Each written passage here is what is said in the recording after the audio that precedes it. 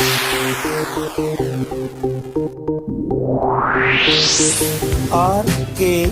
स्वागत है दोस्तों आपका एक बार फिर से हमारे YouTube चैनल RKB कैंफी वीडियोस में। एल्डिहाइड कीटोन के अभ्यास के प्रश्नों में आज हम आपके लिए लेकर आए हैं क्वेश्चन नंबर 12 को, क्योंकि 11 तक तो प्रश्न हमने आपको पिछली वीडियो में प्रस्तुत कर ही दिए थे। तो अब इसमें जो आपको दिया गया है 3-4 पॉइंट आपको दिए गए हैं, तो देख लेते हैं सबसे पहले खंड में आपको क्या दिया हुआ है। 12वें क्वेश्चन में आपको कहा है कि निम्नलिखित यौगिकों को उनसे संबंधित जो कोष्टक में दिए गए हैं उन गुणधर्मों के बढ़ते क्रम में व्यवस्थित कीजिए, जिनमें सबसे पहले पॉइंट में आपको एसिटाल्डिहाइड, एसीटोन, डाई तृतीयक ब्यूटिल कीटोन, मेथिल तृतीयक ब्यूटिल कीटोन को HCN के प्रति अभिक्रियाशीलता के बढ़ते क्रम में व्यवस्थित करना है। इस पहले खंड में आपको कुछ यौगिक दिए गए हैं, जैसे सबसे पहले दिया हुआ है एसिटाल्डिहाइड। एसिटाल्डिहाइड होता है CH3CH डबल बॉन्ड O। उसके बाद दिया हुआ है एसीटोन। एसीटोन होता है CH3COCH3। फिर दिया हुआ है डाई टर्सरी ब्यूटिल कीटोन। तो डाई टर्सरी ब्यूटिल कीटोन क्या होगा, देखिए ये कीटोन तो C डबल बॉन्ड O हो ही गया। अब इसके बाद हमें टर्सरी ब्यूटिल समूह इस पर लगाना है, तो डाई दोनों जगह आ गया, टर्सरी ब्यूटिल यानी एक C पर 3 CH3 आपके जुड़े हुए हैं, एक C पर 3 CH3 आपके जुड़े हुए हैं। ये आपका हो गया टर्सरी ब्यूटिल कीटोन। अब उसके पश्चात फिर आपको क्या दिया है, एक अगला यौगिक आपको इसमें दिया गया है butyl ketone, methyl tertiary butyl ketone, एक ये दिया हुआ है। इसकी स्ट्रक्चर को अगर बनाएं तो C डबल बॉन्ड O, एक तरफ तो जोड़ दिया मेथिल और एक तरफ टर्सरी ब्यूटिल कीटोन यानी CH3 के साथ 3 होने के कारण इसके साथ C, ये टर्सरी ब्यूटिल हो गया। तो ये 4 यौगिक आपको दिए गए हैं और इन्हें कहा है कि ये HCN के साथ जो इनकी रिएक्टिविटी ऑर्डर है वो किस प्रकार से निर्धारित की जा सकती है, किस प्रकार से इनका हम क्रियाशीलता क्रम निर्धारित कर सकते हैं।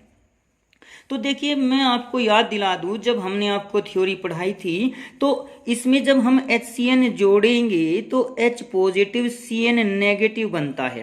कार्बन की ध्रुवीय प्रकृति होने के कारण कार्बन पॉजिटिव और ऑक्सीजन नेगेटिव चार्ज के ऊपर आ जाते हैं आंशिक रूप से। तो यानी जो अटैक करने वाला है वो न्यूक्लियोफाइल है।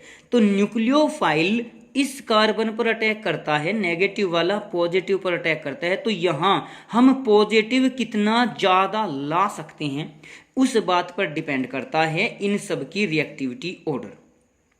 तो जैसे कि अगर हम यहां देखें CH3CHO पर हाइड्रोजन के रेस्पेक्ट में हम सभी समूह को देखते हैं कि जो CH3 समूह है वो एक इलेक्ट्रॉन रिलीजिंग ग्रुप है, इलेक्ट्रॉन प्रतिकर्षी समूह है। तो इस CH3 से इलेक्ट्रॉन कार्बन की ओर आएंगे, तो कार्बन पर पॉजिटिव आने की बजाय थोड़ा सा नेगेटिव चार्ज आ जाएगा। लेकिन अगर एसिटाल्डिहाइड की तुलना में हम एसीटोन को देखें तो एसीटोन पर तो 2 CH3 ग्रुप जुड़े हुए हैं, यानी इस पर 2 ERG इलेक्ट्रॉन रिलीजिंग ग्रुप हैं। ये दो साझे के इलेक्ट्रॉन को कार्बन की ओर भेजते हैं, यानी एसिटाल्डिहाइड की तुलना में एसीटोन पर नेगेटिव चार्ज आएगा पॉजिटिव की बजाय, या कह सकते हैं कि एसिटाल्डिहाइड पर अधिक पॉजिटिव चार्ज होगा एसीटोन की तुलना में। अभी हम बाकी यौगिकों को नहीं ले रहे, बाकी यौगिक अभी बचे हुए हैं, हम केवल एसिटाल्डिहाइड और एसीटोन को ले रहे हैं।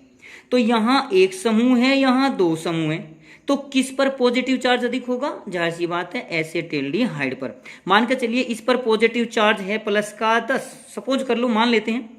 तो एसीटोन पर सपोज कीजिए ये प्लस का 8 हो गया। एसिटाल्डिहाइड की तुलना में एसीटोन पर कम चार्ज है प्लस का। इसको ये भी कह सकते हैं कि एसीटोन पर नेगेटिव चार्ज है इस एसिटाल्डिहाइड की तुलना में, सीधी सी बात है। तो अब यहां पर ये देखिए जिस पर अधिक पॉजिटिव चार्ज होगा वो इस न्यूक्लियोफाइल के प्रति अधिक क्रियाशील होगा, यानी एसीटोन से एल्डिहाइड हमारा अधिक क्रियाशील है HCN की प्रतिस्थापन अभिक्रियाओं के प्रति। क्लियर हो गया। अब अगले यौगिक को देख लीजिए। अगला यौगिक है हमारा डाई टर्सरी ब्यूटिल कीटोन। इसको अगर हम देखिए कुछ इस प्रकार से जोड़ें, सी डबल बॉन्ड ओ पर हमारे 2 सी जुड़ने हैं। एक सी तो ये जुड़ गया, इस सी पर 3 CH3, 1 CH3, 2 CH3, 3 CH3, तीनों CH3 हमने इस पर जोड़ दिए। इसी प्रकार से इस नीचे वाले कार्बन पर भी हमारे 3 CH3 हैं। लेकिन अभी जैसे आपने पढ़ा है 1 CH3 इलेक्ट्रॉन प्रतिकर्षित करता है, तो ये इस कार्बन को भेजेगा और कार्बन इस सी की तरफ को इलेक्ट्रॉन भेज देगा। तो यहाँ आपके टोटल 6 इलेक्ट्रॉन रिलीजिंग ग्रुप हैं। अब इसी प्रकार से अगर हम मेथिल टर्सरी ब्यूटिल कीटोन में देखें तो मेथिल टर्सरी ब्यूटिल कीटोन में यहाँ सी डबल बॉन्ड ओ पर एक तो यहाँ CH3 आ गया और इस पर फिर आपके 3 CH3 हैं, 3 CH3, तो ये हो गया। तो इस पर टोटल कितने, सॉरी ये उल्टा हो गया, 3 CH3 यहाँ पर हैं, तो इस पर 4 इलेक्ट्रॉन रिलीजिंग ग्रुप हैं। इस यौगिक पर आपके 6 इलेक्ट्रॉन रिलीजिंग ग्रुप हैं। एसीटोन पर आपके 2 इलेक्ट्रॉन रिलीजिंग ग्रुप हैं और एसिटाल्डिहाइड पर 1 इलेक्ट्रॉन रिलीजिंग ग्रुप है। तो जैसे जैसे इन संरचनाओं को हमने समझाया है कि मिनिमम जितने कम आपके इलेक्ट्रॉनिक रिलीजिंग ग्रुप होते हैं उतने ही न्यूक्लियोफाइल आसानी से अटैक करेगा, तो इसका न्यूक्लियोफाइल का आक्रमण उतना ही प्रभावी होगा। तो इस आधार पर अब हम देख सकते हैं कि जो हमारा डाई टर्सरी क्या था, सेकेंडरी ब्यूटिल एल्कोहल है, ब्यूटिल कीटोन है, उस पर सबसे ज़्यादा इलेक्ट्रॉन प्रतिकर्षित समूह होने के कारण वो HCN के प्रति सबसे कम क्रियाशील है। उसके पश्चात दूसरा था हमारा मेथिल टर्सरी ब्यूटिल कीटोन आ जाएगा, फिर उसके पश्चात हमारा एसीटोन आ जाएगा और सबसे ज़्यादा क्रियाशील हमारा एसिटल्डिहाइड होगा HCl के साथ अभिक्रिया करने में। अब शॉर्ट में अगर इसको समझाना है तो हम यहाँ पर ये कह सकते हैं कि जितने ज़्यादा आपके इलेक्ट्रॉन रिलीजिंग ग्रुप होंगे, इस इलेक्ट्रॉन रिलीजिंग ग्रुप को -I इफेक्ट वाला यौगिक भी कहते हैं। -I या +I, एक बार ये देखिए माइनस या प्लस कब होता है, इलेक्ट्रॉन रिलीजिंग ग्रुप अपनी ओर से इलेक्ट्रॉनों को प्रतिकर्षित करेगा तो उस पर कैसा चार्ज आएगा, प्लस का। अपनी ओर से दूसरे की ओर जब प्रतिकर्षित करता है तो उस पर प्लस का आ जाएगा। तो मेथिल समूह CH3 अपने आप में इलेक्ट्रॉन रिलीजिंग ग्रुप या +I इफेक्ट वाला यौगिक होता है, जिस कारण ये इलेक्ट्रॉन को प्रतिकर्षित कर देगा और इन यौगिकों में C डबल बॉन्ड O पर जो न्यूक्लियोफाइल है उसका आक्रमण का क्रम इस प्रकार से निर्धारित किया जा सकता है।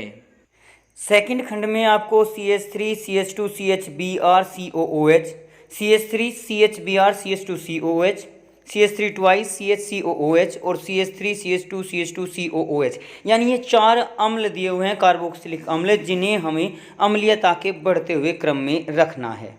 सेकंड पार्ट में आपको दिए गए यौगिक हैं CH3 CH2 CHBr COOH। एक यौगिक दिया हुआ है CH3 CHBr CH2 COOH। फिर दिया हुआ है CH3 ट्वाइस कर दिया तो इसको CH करके यहाँ पर CH3 जोड़ दें, COOH, यही COOH इस प्रकार से भी आप इसको लिख सकते हैं। और चौथा यौगिक दिया हुआ है CH3 CH2 CH2 COOH। अब यहाँ पर इसको कहा गया है कि अम्लीय प्रकृति के क्रम में रखना है, अम्लीय प्रकृति का बढ़ता क्रम हमें रखना है। अब अम्लीय प्रकृति क्या होती है भाई, H पॉजिटिव को निकालना। अब H पॉजिटिव कब निकालेगा, जब यहाँ पर जो ये ऑक्सीजन का शेयर्ड पेयर है ये ऑक्सीजन की ओर को आ जाए, यानी इलेक्ट्रॉन हाइड्रोजन से दूर जाने चाहिए। तो जो ब्रोमीन है वो इलेक्ट्रॉन आकर्षी समूह होता है, इलेक्ट्रॉन विड्रॉइंग ग्रुप होता है, -I इफेक्ट वाला होता है, क्योंकि ये अपनी ओर को इलेक्ट्रॉन खींच लेता है तो इस पर माइनस का I आ जाएगा, माइनस इंडक्टिव इफेक्ट बोल देते हैं इसको। जबकि यहाँ भी Br है, ये भी अपनी ओर को खींचेगा -I इफेक्ट के कारण। लेकिन इन दोनों यौगिकों में इस समूह से जस्ट अगले कार्बन पर, पहले कार्बन पर Br का प्रभाव है, यहाँ दूसरे कार्बन पर Br का प्रभाव है। तो इन दोनों में से इसका प्रभाव पहले कार्बन पर, क्योंकि COOH समूह से जो इलेक्ट्रॉन विड्रॉइंग ग्रुप होता है उसकी दूरी पर निर्भर करती है अम्लीय प्रकृति। कम दूरी होगी तो अधिक अम्लीय होगा। तो यहाँ इन दोनों में तो ये है। अब अगले वालों में अगर देख लें CH3 CH ये इलेक्ट्रॉन रिलीजिंग ग्रुप होता है जो कि COOH की ओर को इलेक्ट्रॉन भेज देगा, यानी इसमें अम्लीय प्रकृति कम आएगी। तो जाहिर सी बात है ये इससे भी कम है, ये वाला इससे भी कम। और अंत में जो आया CH3 CH2 COH ये तो एक सामान्यतः यौगिक है जिसका प्रभाव कुछ COOH की इस तरफ को होगा। यहाँ पर ये दो प्रभाव हैं अगले ही कार्बन पर CH उपस्थित होने के कारण। अब इनमें से सबसे ज्यादा प्रभावी कौन है? देखिए ये तो है हमारी एक सीधी चेन, ये हो गई हमारी शाखित चेन, इसमें शाखा हो गई, एक सीधी चेन और एक शाखा। शाखा का प्रभाव अधिक होता है सीधी चेन की तुलना में, तो ये सबसे कम प्रभावी हो जाएगा। यानी इस आधार पर हम कह सकते हैं कि जो हमारा CH3 ट्वाइस CH COOH है यानी 2 मेथिल प्रोपेनोइक अम्ल वो सबसे कम प्रबल अम्ल है, सबसे कम अम्लीय होगा। और इसकी तुलना में ये ले लीजिए, क्योंकि CH3 CH2 COOH जो ब्यूटेनोइक अम्ल है इसमें आपके 4 कार्बन एक सीधी श्रृंखला में हैं और दोनों में ERG समूह जुड़ा हुआ है। तो ये दो हो गए। अब इन दोनों में क्रम देख लो, हमने ये बताया ये इससे कम क्रियाशील है, तो जाहिर सी बात है इससे ज्यादा क्रियाशील ये होगा और ये सबसे ज्यादा क्रियाशील। तो अगला हमारा क्या आया? इससे ज्यादा क्रियाशील हमारा यौगिक हो गया CH3 CH, दूसरे स्थान पर ही Br यहाँ पर हो गया CH2 और COOH, और सबसे ज्यादा क्रियाशील हो जाएगा CH3 CH2 CH Br COOH। इस क्रम में हम इनका अम्लीयता क्रम लिख सकते हैं। ये भी आपका +I और -I इफेक्ट के आधार पर ही ERG EWG समूह के आधार पर ही समझाया गया है। इसी प्रकार से जो आपका थर्ड पार्ट दिया हुआ है वो थर्ड पार्ट में बेंजोइक अम्ल, 4 नाइट्रोबेंजोइक अम्ल, 3,4 डाई नाइट्रोबेंजोइक अम्ल और 4 मेथॉक्सी बेंजोइक अम्ल दिया है। इनको भी अम्लीयता की या जो इनकी प्रबलता है अम्लता है उसके बढ़ते क्रम में हमें लिखना है। तो पहले आइए इन एरोमेटिक यौगिकों की हम संरचना बनाकर देख लें। थर्ड पार्ट में आपको सबसे पहले दिया हुआ है बेंजोइक अम्ल। बेंजोइक अम्ल की स्ट्रक्चर C6H5COOH हो जाएगी। फिर उसके बाद आपको दिया गया है 4 नाइट्रोबेंजोइक अम्ल, ये आपको दिया हुआ है। तो 4 नाइट्रोबेंजोइक अम्ल को यहाँ NO2 कर लीजिए चौथे स्थान पर, यहाँ COOH है। उसके बाद में दिया हुआ है 3,5 डाई नाइट्रोबेंजोइक अम्ल। 3,5 में कुछ इस प्रकार से हो जाएगा, ये 3 NO2, अगर यहाँ पर आपका COOH है तो 3 और ये 5 ये NO2, दोनों मेटा पोजीशन पर आपके NO2 आ गए, 3,5 में दिया गया है। और एक और दिया गया स्ट्रक्चर यहाँ पर है जिसमें कहा है आपको 4 मेथॉक्सी OCH3 और COOH यहाँ पर, यानी फिर से बेंजोइक अम्ल। इसमें भी हम तुलनात्मक रूप से ERG EWG समूह को लेकर चल सकते हैं। देखिए जो ये OCH3 है ये इस OCH3 इलेक्ट्रॉन रिलीजिंग ग्रुप होने के कारण इलेक्ट्रॉन प्रसारित कर देता है COOH की तरफ को। तो इसी क्रम में हम यहाँ पर COOH समूह को अगर देखें, देखिए इन सभी स्ट्रक्चर को कुछ इस प्रकार से समझा जा सकता है, एक बहुत शॉर्ट रूप में लेकर चल रहा हूं। यहाँ कोई भी ग्रुप जुड़ा हुआ हो, G ERG EWG कोई सा भी ग्रुप जुड़ा हुआ है, यहाँ हमारा CO, यहाँ हमारा O, यहाँ हमारा H। देखिए ये H पॉजिटिव कब बनेगा? जब इलेक्ट्रॉन इसकी ओर से ऑक्सीजन की ओर को जाएंगे। अब बाकी का हमें मतलब नहीं है। अब यहाँ अगर इलेक्ट्रॉन विड्रॉइंग ग्रुप जुड़ा हुआ हो जो इलेक्ट्रॉनों को अपनी ओर को खींचता हो, तो एक ही दिशा में इलेक्ट्रॉन होने के कारण प्रभाव बढ़ जाएगा, H पॉजिटिव आसानी से बनेगा। और अगर इलेक्ट्रॉन रिलीजिंग ग्रुप इस प्रकार से जुड़ा हुआ हो, यानी इलेक्ट्रॉनों का प्रतिकर्षण प्रभाव बढ़ जाता है, विपरीत प्रभाव हो जाता है, तो H पॉजिटिव आसानी से नहीं बनेगा विद रेस्पेक्ट टू हाइड्रोजन। जैसे इसके अपोजिट में तो यहाँ हाइड्रोजन जुड़ा हुआ है, कुछ नहीं है। इसके अपोजिट में NO2 NO2 NO2, यहाँ एक OCH3। ये OCH3 जो है वो इलेक्ट्रॉन रिलीजिंग ग्रुप है, यानी इसके कारण प्रभाव अम्लीय प्रकृति घटेगी। ये NO2 अपनी ओर को इलेक्ट्रॉन खींच लेता है, इसके कारण बढ़ेगी। यहाँ एक NO2 है, यहाँ 2 है, तो यहाँ और भी ज़्यादा प्रभावी प्रवृत्ति हो जाती है H पॉजिटिव बनाने की। अब बाकी बचा ये, इसकी कम, इसकी ज़्यादा, इसकी सबसे ज़्यादा। देखिए यहाँ NO2 और COCH3 के बीच में हाइड्रोजन पड़ जाएगा, क्योंकि ये सभी समूह हाइड्रोजन के रेस्पेक्ट में लिए जाते हैं। तो सबसे कम आ जाएगा ये आपका जो पैरा या 4-मेथॉक्सी है, ये सबसे कम अम्लीय आ जाएगा। इसको लिख देंगे OCH3 और COOH। उसके बाद फिर आपका आ जाएगा सीधा बेंजोइक अम्ल C6H5COOH।